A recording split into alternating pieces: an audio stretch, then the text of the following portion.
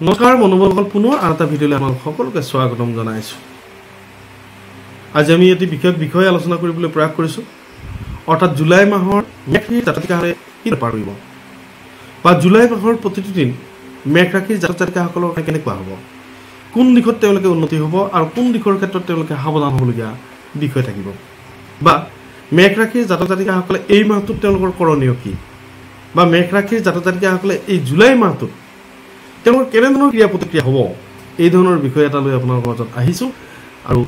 যদি ভিডিঅ'টো ভাল লাগে তেনেহ'লে এটা লাইক কৰিবলৈ নাপাহৰিব, আৰু যদিহে আপুনি মোৰ এই চেনেলটোৰ কাৰণে নৱাগত তেনেহ'লে প্ৰথমতে ছাবস্ক্ৰাইব কৰিবলৈ নাপাহৰিব আৰু কমেণ্টত ওম নমঃ শিৱায় বুলি লিখিবলৈ নাপাহৰিব। আহক আমি ভিডিঅ'টো আৰম্ভ কৰোঁ। মেঘ ৰাশিৰ অধিপতি গ্ৰহ মংগল। আমি সকলোৱে জানো মেঘ ৰাশিৰ অধিপতি গ্ৰহ মংগল, আৰু মেঘ ৰাশিৰ বাবে জুলাই মাহৰ ৰাশিচক্ৰ কেনেকুৱা। জুলাই মাহৰ ৰাশিচক্ৰ হ'ল এনেকুৱা যে ধনস্থানত শুক্ৰ স্বগৃহী শুক্ৰই অৱস্থান গ্ৰহণ কৰিছে, ভক্তি স্থানত ৰবি আৰু বৃহস্পতিৰ অৱস্থান গ্ৰহণ কৰিছে, বিদ্যা বুদ্ধি স্থানত বুধ গ্ৰহে অৱস্থান গ্ৰহণ কৰিছে, আৰু লক্ষী স্থানত কেতু চন্দ্ৰ মংগল গ্ৰহে অৱস্থান গ্ৰহণ কৰিছে, আৰু দশম একাদশ স্থানত নিচস্থ ৰাহু গ্ৰহে অৱস্থান কৰিছে, আৰু দ্বাদশ স্থানত শনি গ্ৰহে অৱস্থান গ্ৰহণ কৰিছে। এতিয়া এই গ্ৰহসকলৰ যি অৱস্থান, এই গ্ৰহসকলৰ অৱস্থানৰ ফালৰ পৰা গম পাব পাৰি যে মেঘ ৰাশিৰ জাতক-জাতিকাসকলে বিশেষকৈ মিশ্ৰিত ফলাফলৰে আগবাঢ়িছে জুলাই মাহটো। ধনস্থানত তেওঁলোকৰ শুক্ৰ স্বগৃহী হৈ অত্যন্ত শুভকাৰক হৈছে। বিশেষকৈ ধনস্থানত শুক্ৰ গ্ৰহ নিজৰ ঘৰত অৱস্থান গ্ৰহণ কৰি তেওঁলোকৰ ধন উপাৰ্জনৰ ক্ষেত্ৰত নতুন নতুন পথৰ মুকলি হোৱাৰ সম্ভাৱনা আছে। আৰু তৃতীয় স্থানত ৰবি আৰু গুৰু আদিত্য যোগৰ সৃষ্টি হৈছে, যাৰ বাবে ভাতৃস্থানত তেওঁলোকে ছাপোৰ্ট লাভ কৰিব, ভাতৃ সহায় লাভ কৰিব। অৱশ্যে ধনস্থানত শুক্ৰ গ্ৰহ অৱস্থান কৰা হেতুকে ছাত্ৰ ছাত্ৰীসকলৰ কাৰণে অত্যন্ত সুন্দৰ বুলি বিবেচনা হৈছে, কাৰণ বিদ্যাস্থানত বুধ গ্ৰহ অৱস্থান গ্ৰহণ কৰিছে, আৰু বিদ্যাৰ অধিপতি গ্ৰহ বুধ নিজেই বিদ্যাস্থানত অৱস্থান গ্ৰহণ কৰা হেতুকে মেঘ ৰাশিৰ ছাত্ৰ ছাত্ৰীসকল, মেঘ ৰাশিৰ শিক্ষাৰ্থীসকলে নতুন সুবিধা লাভ কৰিব। তেওঁলোকে মনৰ ইপ্সিত বিভাগবিলাক লাভ কৰাৰ কাৰণে সুবিধা পাব, বা বিদেশ ভ্ৰমণ হ'ব পাৰে। শৈক্ষিক পৰিৱেশ সৃষ্টিৰ ক্ষেত্ৰত বুধে যথেষ্ট সহায় কৰিব। তেওঁলোকে অধিক নম্বৰসহ বিষয়বিলাকত পাৰদৰ্শিতা প্ৰদৰ্শন কৰাৰ সুবিধা পাব। বিশেষকৈ দূৰসংযোগ বিভাগ, গণমাধ্যম বিভাগ, কম্পিউটাৰ মেনেজমেণ্ট বিভাগ, এই ধৰণৰ বিভাগবিলাকত তেওঁলোকে উচ্চ প্ৰশংসিত হ'ব। আমি আগতে উল্লেখ কৰিছোঁ ভাতৃস্থানত ৰবি আৰু বৃহস্পতি অৱস্থান গ্ৰহণ কৰা হেতুকে বৃহস্পতি সহায় কৰিব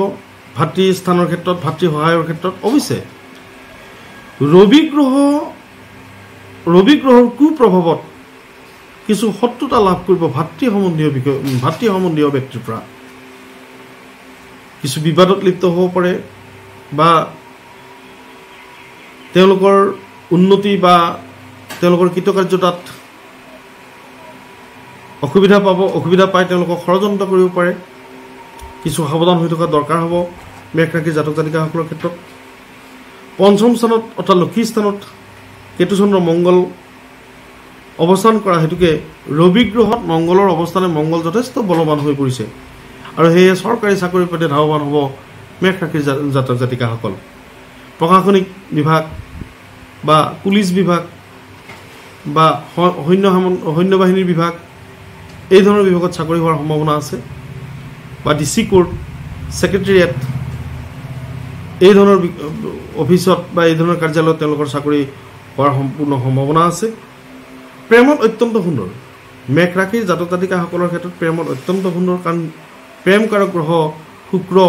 ধনস্থানত অৱস্থান গ্ৰহণ কৰি সুপ্ৰভাৱিত কৰিছে মেঘ ৰাশিৰ জাতক-জাতিকাসকলৰ ক্ষেত্ৰত। অৱশ্যে দ্বাদশ স্থানত শনি গ্ৰহৰ অৱস্থানে কিছু অসুবিধা কৰিব মেঘ ৰাশিৰ জাতক-জাতিকাসকলৰ ক্ষেত্ৰত। তেওঁলোকৰ মনৰ ইপ্সিত বাসনাসমূহ, মনৰ আকাংক্ষিত বিষয়সমূহৰ ক্ষেত্ৰত শনিয়ে বিধি পথালি দিব, বা বন্ধু বিৰোধ হ'ব পাৰে, বা একাদশত ৰাহুৰ অৱস্থান হেতুকে নিচস্থ ৰাহুৱে একাদশত অৱস্থান হেতুকে যথেষ্ট খৰচান্ত হ'ব, বা এটা কামতে দুবাৰ তিনিবাৰকৈ দৌৰিব লগা হ'ব পাৰে, বা সময়ৰ অত্যন্ত খৰচ হ'ব, সময়ৰ অতিব্যয় হ'ব, ধনৰ এনেধৰণৰ বিষয়বিলাকৰ মেঘ ৰাশিৰ ক্ষেত্ৰত আছে অৱশ্যে বৃহস্পতিৰ শুভকাৰকতা আৰু শুক্ৰ গ্ৰহৰ শুভকাৰকতাত তেওঁলোকৰ মান সন্মান অৰ্থাৎ ৰাজনৈতিক আৰু সামাজিক বিষয়ৰ লগত জড়িত হৈ থকা ব্যক্তিসকলে লাভ কৰিব প্ৰচুৰ যশস্যা অৱশ্যে শনি গ্ৰহৰ অশুভকাৰকতাত মিছা দুখত দুখী হোৱাৰ সম্ভাৱনা আছে বা তেওঁলোকৰ ঘৰুৱা কাজিয়া ঘৰুৱা বিবাদ বা ঘৰুৱা সমস্যা তেওঁলোকে লাভ কৰিব ধাৰ ঋণৰ সমস্যা লাভ কৰিব তেওঁলোকে অজানিতে ধাৰ ঋণৰ সমস্যা পাব আৰু দৈহিকভাৱে তেওঁলোকে পেটৰ ৰোগত আক্ৰান্ত হ'ব পাৰে মেঘ ৰাশিৰ জাতক জাতিকাসকলৰ ক্ষেত্ৰত জুলাই মাহত বিশেষকৈ মেঘ ৰাশিৰ জাতক জাতিকাসকলে সৈনিক বিভাগত সৈন্য বাহিনী বিভাগ পুলিচ বিভাগ ডিচি অফিচৰ চাকৰি বা প্ৰশাসনীয় বিভাগৰ চাকৰি মংগল গ্ৰহ যিহেতুকে বলৱান হৈছে সেয়েহে প্ৰশাসনীয় বিভাগৰ চাকৰিত তেওঁলোকে মকৰ হ'ব প্ৰেম প্ৰণয়ৰ ক্ষেত্ৰত অত্যন্ত সুন্দৰ সপ্তমাধিপতি সপ্তম স্থানটোক প্ৰেম বিবাহৰ গৃহ বুলি ধৰা যায় 7 হাউচক আৰু 7 হাউচৰ অধিপতি গ্ৰহ শুক্ৰ যিহেতুকে স্বগৃহী হৈ অত্যন্ত বলৱান হৈছে সেয়ে মেঘ ৰাশিৰ জাতক জাতিকাসকলে প্ৰেমৰ ক্ষেত্ৰত অত্যন্ত সুন্দৰ প্ৰেমাস্পদক মিলিত হ'ব বা প্ৰেমৰ ক্ষেত্ৰত সফলতা হ'ব বহুদিনীয়া পুৰণি প্ৰেম সম্বন্ধীয় বিষয় তেওঁলোকে সফলতাৰে আগবাঢ়িব পাৰিব বা বিবাহৰ ক্ষেত্ৰত উপযুক্ত পাত্ৰ পাত্ৰীৰ সন্ধান লাভ কৰিব আৰু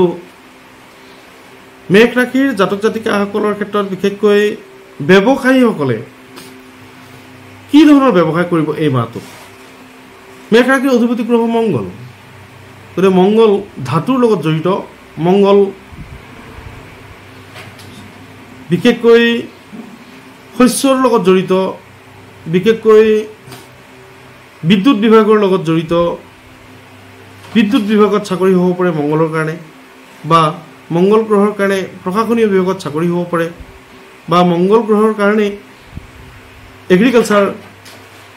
অগ্নি নিৰ্বাপক বাহিনী বা কল কাৰখানা ধাতু সম্বন্ধীয় ইণ্ডাষ্ট্ৰী এই ধৰণৰ বিষয়বিলাকত অগ্ৰাধিকাৰ পাব মেঘ ৰাশিৰ জাতক জাতিকাসকলে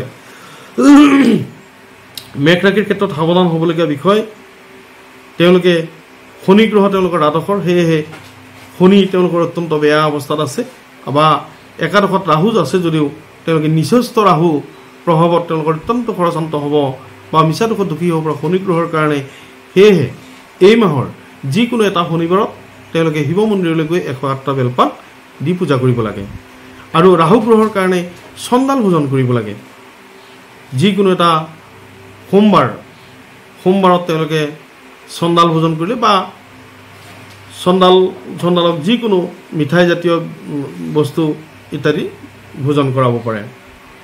আৰু এই মাহটোৰ প্ৰতিটো দিনেই তেওঁলোকে ঘৰৰ পৰা বাহিৰ ওলাওঁতে তেওঁলোকে তুলসীৰ গছত পানী ঢালি ওলালে তেওঁলোকে তেওঁলোকৰ কামসমূহ তেওঁলোকৰ উদ্দেশ্যসমূহ সফল হ'ব তেওঁলোকৰ কামসমূহ একেদিনাই তেওঁলোকে কামখিনি শেষ কৰিব পাৰিব বা কোনো সমস্যাৰ মীমাংসা হ'ব মাটি বাৰীৰ লগত থকা সমস্যাৰ ক্ষেত্ৰত মীমাংসা হ'ব গতিকে এই ধৰণৰ প্ৰতিক্ৰিয়াখিনি মানি চলিলে আপোনালোকৰ নিশ্চয় শুভ হ'ব মেঘ ৰাশিৰ জাতক জাতিকাসকলৰ ক্ষেত্ৰত পুনৰ জুলাই মাহৰ প্ৰতিটো দিনেই মেঘ ৰাশিৰ জাতক জাতিকাসকলে যাতে সুখ সম্ভোগ লাভ কৰে তাৰ কাৰণে ঈশ্বৰৰ প্ৰাৰ্থনা কৰিছোঁ ধন্যবাদ